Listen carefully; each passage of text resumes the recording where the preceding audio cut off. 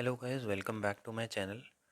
Last chapter जो हम लोग अपने स्टार्ट किया था, मार्केट मैकेनिज़्म, जिसमें हमने डिमांड और सप्लाई का इक्विलिब्रियम डिटर्मिनेशन, उसके बाद changes in demand and supply, then perfectly inelastic के केसेस कवर अप किए थे। तो इसके बाद हम लोग इस चैप्टर की सेकेंड वीडियो में जो टॉपिक कवर करने वाले हैं वो है कि टाइम पीरियड के हिसाब से सप्लाई में क्या चेंज आएगा और उसके अकॉर्डिंगली डिमांड अगर चेंज होती है तो इक्विलिब्रियम प्राइस में क्या इम्पैक्ट होगा। ठीक है, तो ये जो टॉपिक है ये है हमारा इम्पोर्टेंस ऑफ टाइम एलिमेंट। तो टाइम एलिमेंट को ध्यान में रखते हुए आपको अब डिटरमाइन करना है अपना इक्विलिब्रियम प्राइस एंड क्वांटिटी। ध्यान रखना है कि टाइम एलिमेंट की बात जब भी होती है तो ये केवल और केवल सप्लाई के ग्राफ्स को ही अफेक्ट करता है। मतलब सप्लाई कर्व चेंज होगा टाइम एलिमेंट के हिसाब से। और ये पार्ट हम पहले भी सप्लाई वाले चैप्टर में पढ़ चुके हैं, जहाँ पे मैंने आपको ये बताया था कि मार्केट पीरियड में जो हमारा सप्लाई कर्व होता है, आपको याद होगा मार्केट पीरियड में supply curve is like this, perfectly inelastic. तो बात वही है। अब मैं आपको कहता हूँ कि मार्केट पीरियड में सप्लाई कर्व बना लिया, now show the change in demand.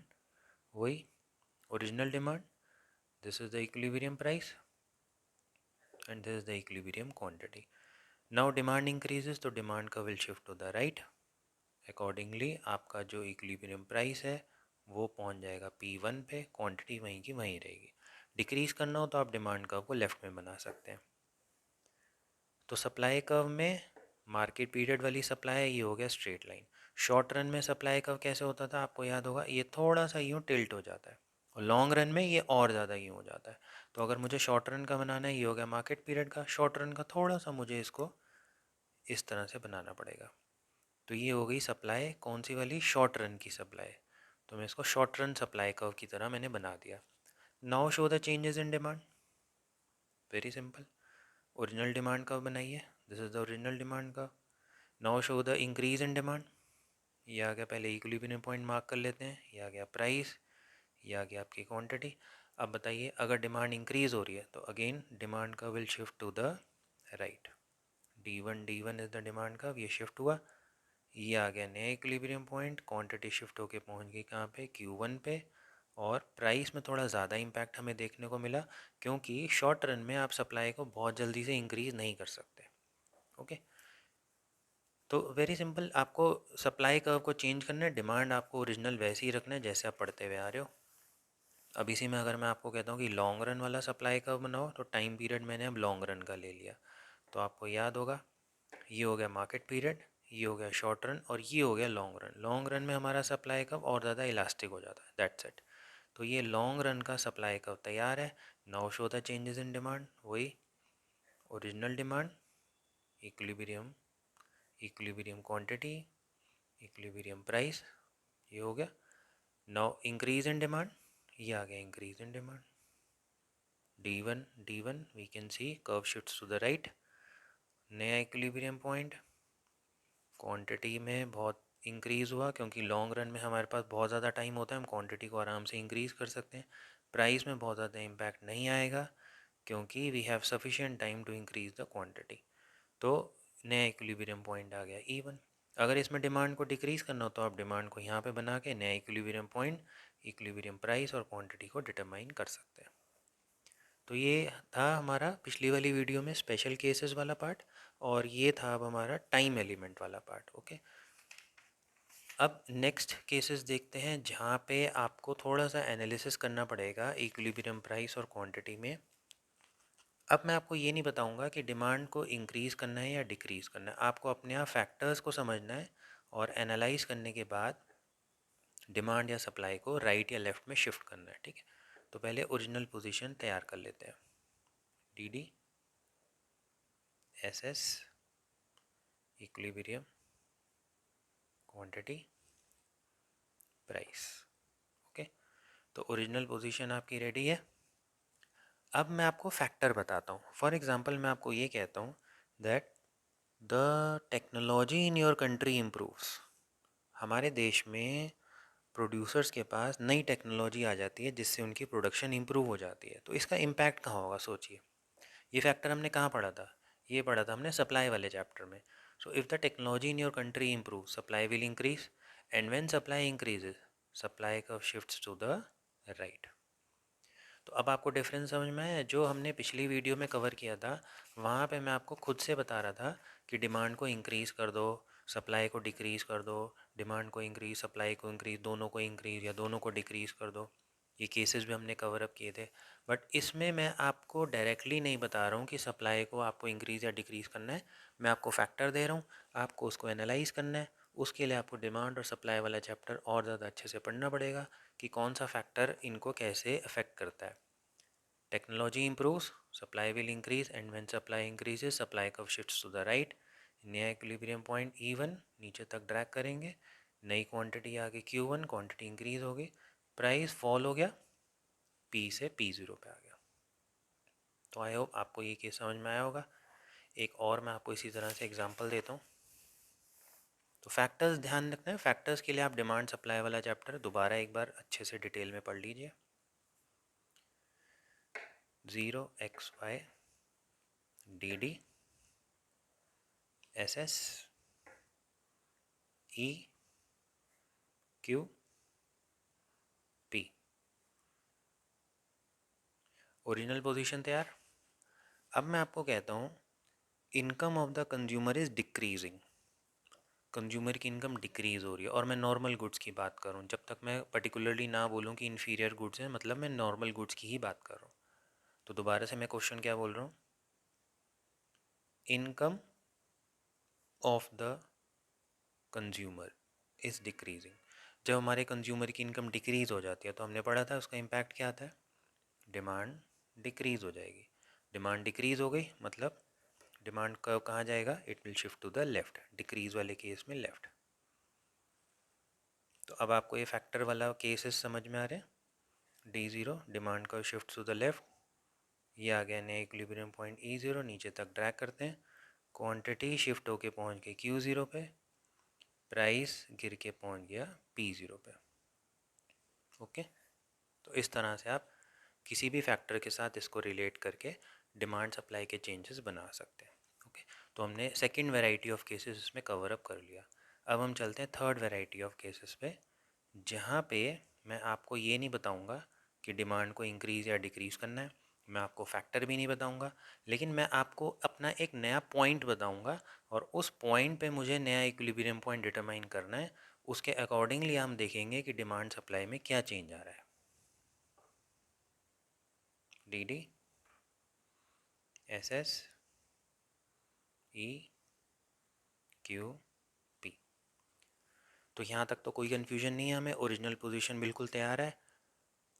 अब मैं आपको एक नया इक्विलिब्रियम पॉइंट बताता हूँ कि आप इस डायग्राम में एक नया इक्विलिब्रियम पॉइंट बना के मुझे दिखाइए जहाँ पे price should remain the same and quantity should increase.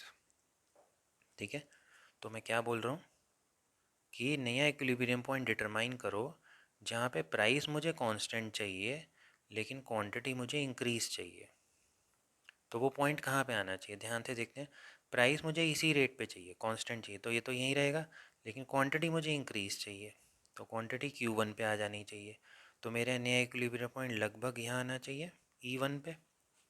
अब पॉइंट पहले बन गया। पहले वाले केसेस में क्या हो रहा था? कर्व पहले बन रहे थे, पॉइंट हम निकाल रहे थे। अब मैंने पॉइंट पहले बना दिया, अब आपको कर्व्स को यहाँ लेके जाना है। तो इस पॉइंट पे आने के लिए डिमांड को क्या होना होगा? डिमांड को इंक्रीज होना होगा। तो demand curve will shift to the right. ये आ गया मेरा नया डिमांड का। वी कैन सी अगर डिमांड इंक्रीज होगी तो ही तो इस पॉइंट पे पहुंचेगी, और सप्लाई सप्लाई को भी राइटवर्ड शिफ्ट होना पड़ेगा, तभी तो नया इक्विलिब्रियम पॉइंट डिटरमाइन होगा ये वाला। तो अगर हमें ये सिचुएशन चाहिए तो इसके लिए हमें क्या इम्प्लीमेंट करना पड़ा? डिमांड भी इंक्रीज करनी पड़ी और सप्लाई भी इंक्रीज करनी पड़ी।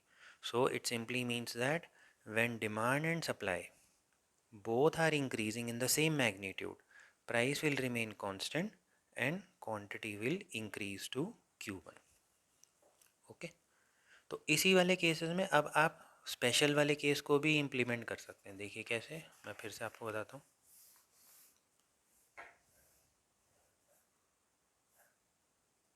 X y. मैं आपको कहता हूँ कि मुझे एक ऐसा इक्विलिब्रियम पॉइंट चाहिए जहाँ पे अब क्वांटिटी कांस्टेंट हो और प्राइस इंक्रीज हो जाए।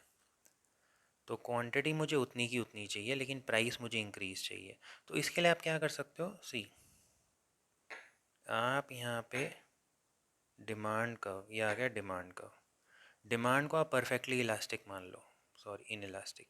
तो यहाँ पे मैंने डिमांड को क्या मान लिया, परफेक्टली इन इलास्टिक। तो ओरिजिनल क्या रहेगा, सप्लाई, ये आ गया सप्लाई कर्व। ओके, आपको पता है ये क्वांटिटी होती है, क्वांटिटी अपनी जगह पे कांस्टेंट है। ये आ गया इक्विलिब्रियम प्राइस, ये सॉरी ये प्राइस और ये इक्विलिब्रियम पॉइंट।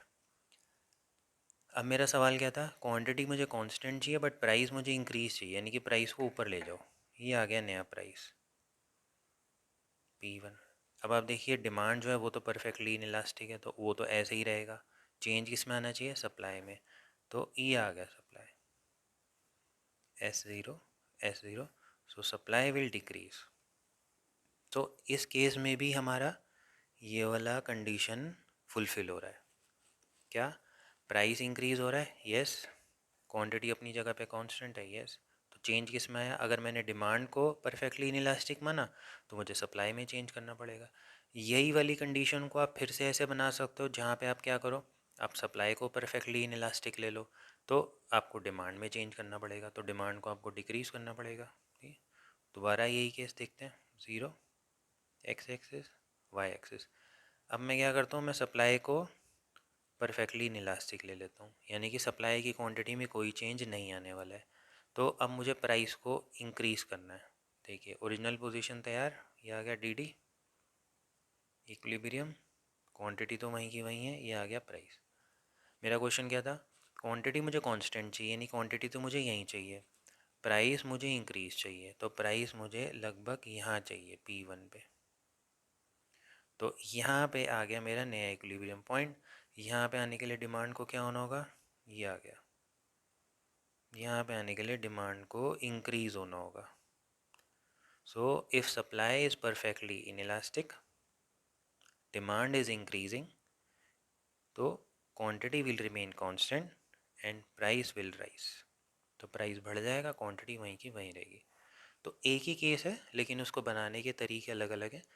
तो इस वीडियो में हमने क्या कवर अप किया, फैक्टर्स के साथ अगर आपको चेंज करना हो तो इसके लिए आप डिमांड सप्लाई और ज़्यादा डिटेल में पढ़ो।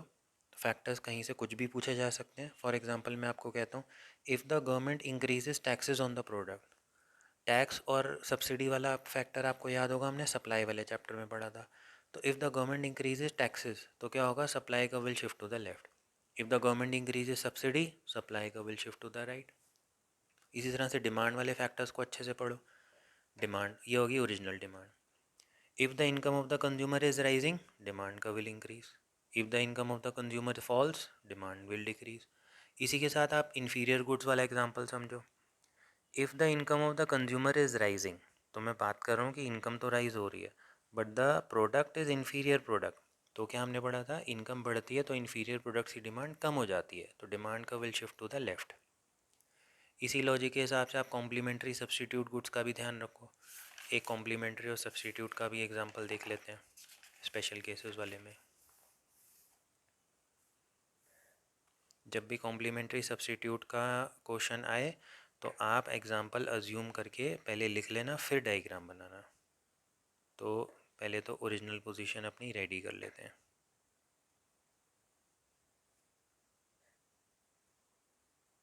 ओके, तो D D S S E Q P. अब मेरा जो क्वेश्चन है वो ये है, price of substitute product falls. देखिए फिर से मैं आपको यहाँ पे डायरेक्टली नहीं बता रहा हूँ कि आपको डिमांड को इंक्रीज़ करना है या डिक्रीज़ करना है, मैं आपको एक फैक्टर बता रहा हूँ।